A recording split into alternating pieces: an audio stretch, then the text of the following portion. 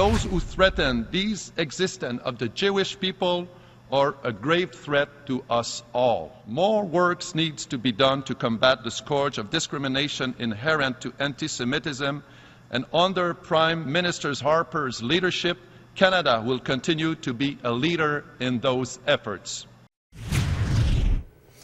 An element of the discussion he was referencing is something that now takes place in many countries around the world, Anti-Israeli Apartheid Week. It's my understanding it actually started not only in Canada, it started in Toronto at, I believe, University of Toronto, Toronto University, but at UT, but it has flopped over to many other universities, including York University. And I've just been reading some interesting articles written by Danielle Shahar, York University student. Welcome. Thank you so much for having me. Headline here on one of your pieces in the Times of Israel, that's where it ran, correct? Yes. York University newspaper compares Orthodox Jews with Charlie Hebdo terrorists, those who shot the cartoonists and a police officer and others on that time. Orthodox Jews are no different. This is the York University newspaper. This is the York University newspaper that is being financed by student tuition fees. And it's a perfect example of this university being so obsessed with condemning Israel that it takes a tragedy that had absolutely nothing to do with Israel, and it finds a way to condemn it.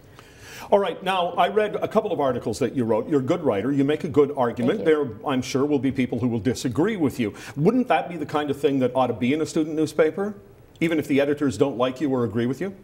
Well, I will argue two things. So the first thing is that this is not just that they're presenting this one view and that they're not letting any pro-Israel op-eds be published. We have this case where we have radical extremists who are consistently being published in the newspaper that are not even students, and we have all pro-Israel students being refused to have their material published. So it's a systemic bias, and also if you continue reading on in this article, this op-ed, the author talks about the solution to terrorism is getting rid of Zionism.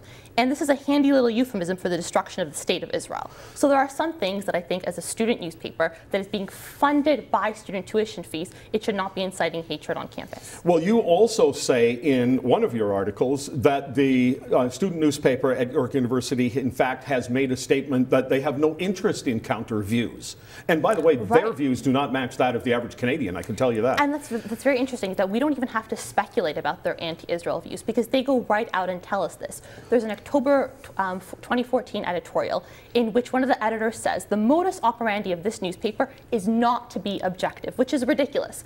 And why are they doing this? They're saying that students don't deserve to hear both sides of the story because doing so would perpetuate the government's support for Israel, which is absolutely ridiculous. All right, the answer to this would not be necessarily to do an anti-free speech thing and shut their newspaper down. The answer would be if the students are forced to pay for publications on campus, why don't they then have to pay for an alternate publication and let the marketplace decide which paper survives?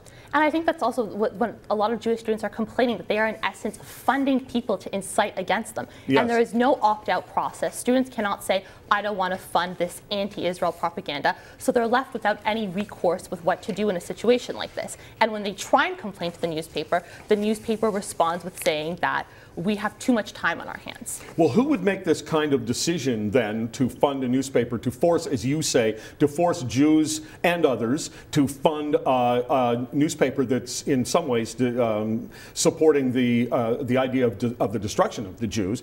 Is that made at some student level, or does it go further up into the administration? So I'll tell you how it works at the University of Toronto. They have a student newspaper called The Varsity, and they're very transparent with this. Online, they say exactly when we have an election, when all fee-paying students can go and vote on the Board of Governors. I've looked online. The York University newspaper either is not having these democratic elections or they're not publicizing them in such a way that the average student could go and find them and vote and effect change. So either way, it's a really sneaky way of doing things. Okay, but I'm asking whether or not the administration of the university could step in favor of free speach. Well, this is again. Or do they just kind of wash their hands of it because they couldn't care less? Well, I think the university cannot wash their hands of this because they are directing student tuition fees toward this publication.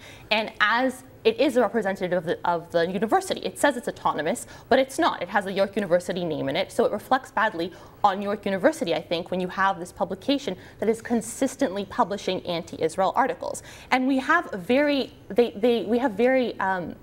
potent examples of this. For example, they published an article about the divestment from Israeli companies, and they took an image of internet fiber optics, has nothing to do with Israel, and they altered this image to look like an explosion, so that the average student who's walking by this newspaper, the first thing that pops into their head is Israel, militaristic, human rights violations, because they see this altered image. So it's deliberate. And it's constant. Propaganda. Deliberate propaganda, consistent, systemic. Do the students read the paper? Well, you know what? I think that 55,000 students are at York University, so even if a fraction of the students do read the paper, then they are being fed this anti-Israel propaganda. But I see a lot of the kiosks that have the newspaper, they're completely empty. So that's even worse. They're receiving tons of money for no reason. No one's reading the paper. Well, if they're empty, somebody must be taking the paper? Sorry, they're full. They're full. Oh, I'm sorry. They're full. Okay. Yes. It strikes me that it's a paper, as I was reading about it and looking at the information, it's the sort of trash, in a sense, that a paper becomes when it's subsidized, when it really has no responsibility to anybody other than the people who want to put the paper together. I mean, Right. Because if they in fact had to sell it on campus, for instance, they might be forced to occasionally put in an article by somebody like yourself, because the customer base would just say this is just a propaganda rag. But probably Absolutely. what's happened is the students have paid their student fees and they just go whatever. Exactly, and we have, like I said, there's radical extremists who are not students who are writing for this publication. They have consistently published a person who calls for an intifada on campus. He calls himself radicalized, and he tells York students that if you don't support the boycott against Israel, then you are in effect killing Palestinians. That is an insane level of propaganda, and it's being sold to students. Was there a time when, in fact, some of the people involved with this paper blockaded a bunch of Jewish students in a room? I don't think there were people, the editors of this paper blockaded, but the Students Against Israeli Apartheid, SAYA, this is the group that was involved in barricading a group of Jewish students in 2009 into the Hillel buildings, and they were knocking on the door and screaming at them, and this is the group that is, in essence, feeding all of the material that is being published in Excalibur, my student newspaper. What do you think the average Canadian, who one way or another funds these universities, would think if they saw this paper on a regular basis? I think they would be appalled because it's replete with lies. This is not just one incident where you can say, you know, perhaps because of a time deadline, you know, mistakes happen. There are benign reasons for mistakes. But when it's deliberate and when it's constant and when the same mistakes that the newspaper is publishing are the mistakes that are found on the websites of radical anti-Israel groups, then you know there's a deliberate intention to target the Jewish state. So I think the average Canadian who is concerned with accurate journalism would be appalled.